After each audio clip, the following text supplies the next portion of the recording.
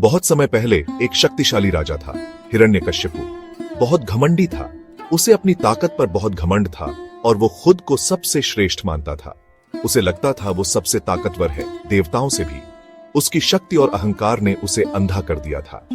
हिरण्यकश्यपु के पास एक special power था। वो अपनी शक्ति का प्रदर्शन करता रहता था। उसे एक वरदान मिला था जिससे उसे हराना लगभग इम्पॉसिबल था। इस वरदान ने उसे और भी घमंडी बना दिया। हिरण्यकश्यपु का एक बेटा था, प्रहलाद। प्रहलाद बहुत ही शांत और धार्मिक था। प्रहलाद अपने पिता से अलग था।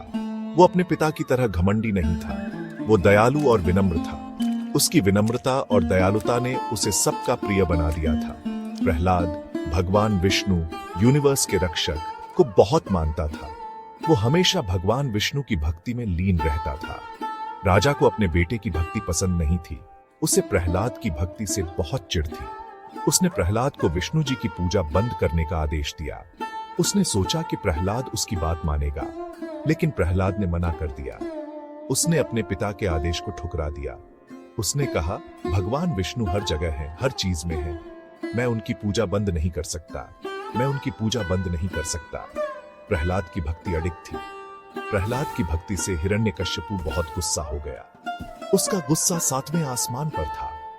राजा ने अपने ही बेटे को सजा देने का फैसला किया। उसने सोचा कि सजा से प्रहलाद बदल जाएगा। वो ये प्रूव करना चाहता था कि विष्णु भगवान नहीं है और वो हिरण्यकश्यपु सबसे ताकतवर है।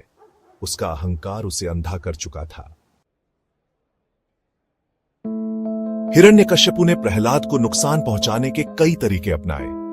उसने उसे चट्टान से नीचे फेंक दिया, लेकिन भगवान विष्णु ने उसे बचा लिया। उसने प्रहलाद को जहर देने की कोशिश की, लेकिन विष्णु जी ने उसकी रक्षा की। हर बार प्रहलाद बच गया। हर परीक्षा के साथ विष्णु जी में प्रहलाद का विश्वास और मजबूत होता गया। राजा और भी फ्रस्ट्रेटेड हो गया। उसकी अपनी बहन होलिका के पास एक जादुई क्लोक था। यह क्लोक उसे आग से बचाता था। हिरण्यकश्यपु ने एक बुरी योजना बनाई। हिरण्यकश्यपु ने होलिका से प्रहलाद को ट्रिक करने के लिए कहा। उसने अपनी बहन को आदेश दिया कि वह प्रहलाद को एक बड़ी आग में ले जाए। वो चाहता था कि वो प्रहलाद के साथ एक बड़ी सी बॉनफायर में बैठे। हिरण्यकश्यपु को विश्वास था कि उसकी योजना सफल होगी। राजा को यकीन था कि प्रहलाद जल जाएगा, जबकि होलिका अपने क्लोक की वजह से सेफ रहेगी। होलिका मान गई। उसने सोचा कि यह एक आसान काम होगा। उन्होंने एक विशाल चिता बनाई। यह चिता इतनी बड़ी थी कि दूर से ही दिखाई दे रही थी। होलिका प्रहलाद को गोद में लेकर चिता पर बैठ गई। वह पूरी तरह से आश्वस्त थी कि वह सुरक्षित रहेगी। जैसे ही आग भड़की, प्रहलाद ने अपनी आंखें बंद कर ली और विष्णु जी से प्रार्थना की। अचानक तेज हवा चली। यह हवा बहुत ही शक्तिशाली थी। होलिका का जादुई क्लोक उड़कर प्रहलाद को ढक गया। यह देखकर सभी लोग हैरान रह गए। होलिका आग में जल गई, जबकि प्रहलाद क्लोक और अपने अटूट विश्वास से सुरक्षित रहा। राजा शॉक्ड रह गया। उसकी योजना पूरी तरह से विफल हो गई थी। उसे अपनी आंखों पर यकीन नहीं हो रहा था। यह घटना उसके लिए एक बड़ा झटका थी। फिर भगवान विष्णु एक भयानक रूप में प्रकट हुए। नरसिंह, आधा मानव और आधा शेर।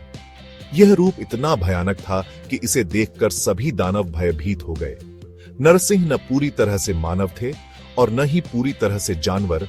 इस तरह हिरण्यकश्यपु के वरदान में एक लूप होल का फायदा उठाया। इस रूप ने हिरण्यकश्यपु के सभी सुरक्षा उपायों को विफल कर दिया। उसने दुष्ट राजा को मार डाला और प्रहलाद को बचा लिया। प्रहलाद की भक्ति और विश्वास ने उसे भगवान का प्रिय बना दिया। होलिका दहन की कहानी हमें सिखाती है कि बुराई पर अच्छाई की हमेशा जीत होती है। यह त्योहार हमें याद दिलाता है कि सत्य और धर्म की हमेशा विजय होती है। यह विश्वास और भक्ति की शक्ति को दिखाता है। जब हम सच्चे मन से भगवान की आराधना करते हैं तो हमें उनकी कृपा अवश्य मिलती है। यह हमें याद दिलाता है कि मुश्किल समय में भी हमें कभी उम्मीद नहीं छोड़नी चाहिए। कठिनाइयों के बावजूद हमें अपने विश्वास को बनाए रखना चाहिए। हमें हमेशा सही के लिए खड़ा होना चाहिए, जैसे प्रहलाद ने किया। प्रहलाद ने अपने साहस और विश्वास से हमें सिखाया कि सच्चाई की राह पर चलना ही सही है। हम होलिका दहन बॉनफायर जलाकर मनाते हैं। यह त्योहार हमें एकजुट करता है और हमें अच्छाई की शक्ति का एहसास कराता है। आग बुराई के विनाश और अच्छाई की जीत का प्रतीक है। यह हमें याद दिलाता है कि अंत में सत्य और न्याय की ही विजय होती है।